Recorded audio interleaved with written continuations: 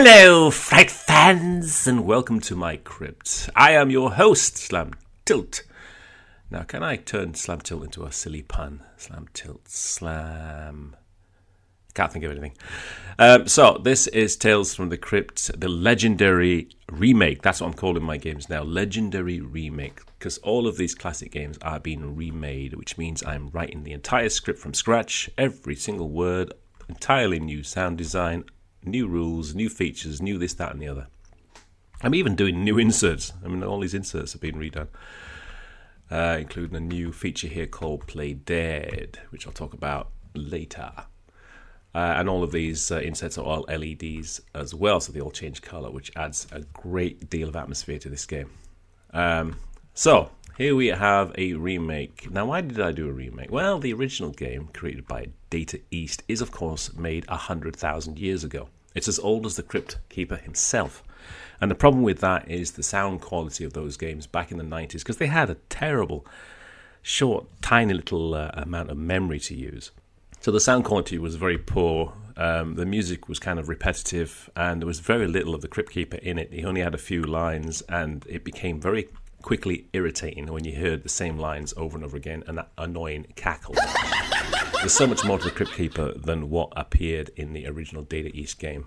But it was a product of its time. Now here we are in 2025, nearly 2026, and we can do so much more. We have infinite space now. Infinite space for music, infinite space for callouts, infinite space for sound effects, infinite space for everything. There's no limit now. So why not use all this new technology and create a new version of the game? So that's what I've been doing for the past decade. Well, over a decade now. I started doing remakes in 2010, I think it was. My first one was Gorga. So, what have I changed in the game?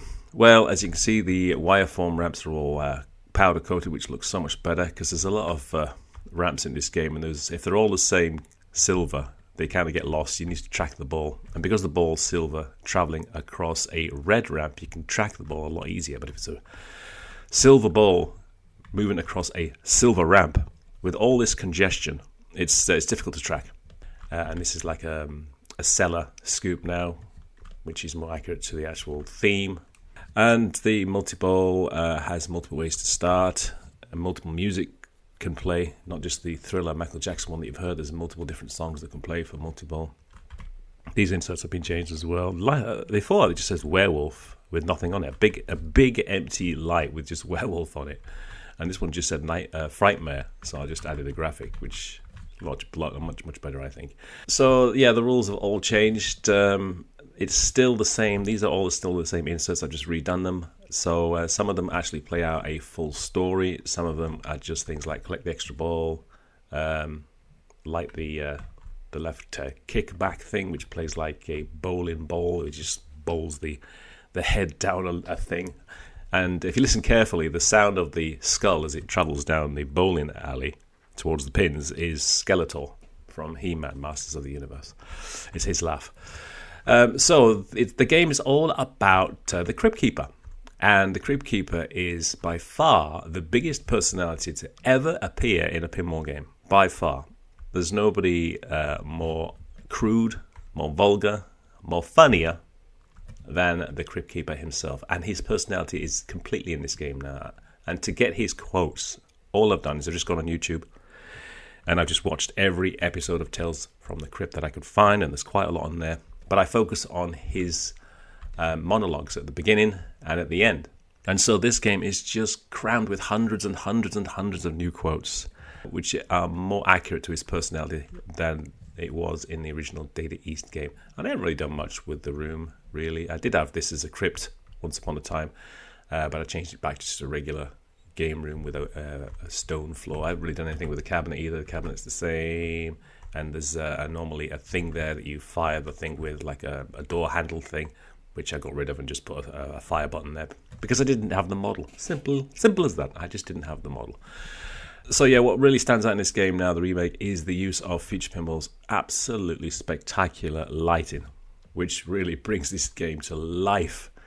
And the music as well. Of course, on the original, they used an in-house composer, which was very, very well done. So what I've done is I've replaced all of the music with better options, I believe. But there is an option to go back to the original music by using the modern retro switch, which I created in my games many years ago. So you press a single button on your keyboard or your pin cab, and you can immediately switch to the original music, and it just switches back and forth.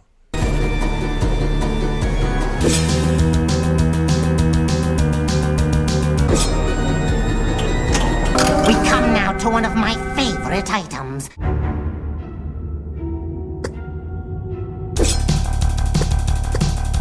So if you don't like my choices, you can just switch back to the original music by the original in-house composer, which is perfectly fine. Nothing wrong with it.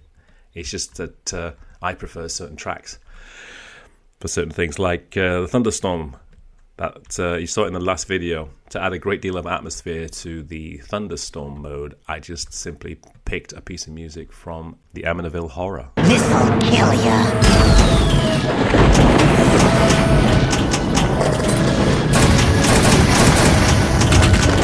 Which completely transforms this game into something very, very creepy, very, very quickly. And that's the power of music. And I've done that with every mode.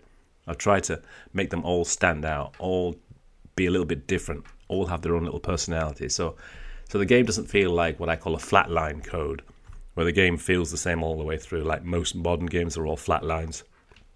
This game will take you in all kinds of different places. You'll go from extreme peaks to extreme lows. You'll be in extreme horror to extreme comedy.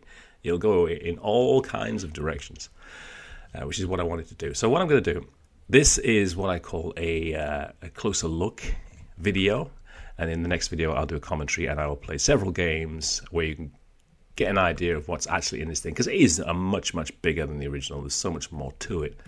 And you can see how the game plays as well. So I will leave it at that. So this is just a teaser, really. A teaser for the commentary video, which will come up in the next few days. Okay. Thank you for joining me in my cozy little crypt. Until next time, kiddies. Toodaloo.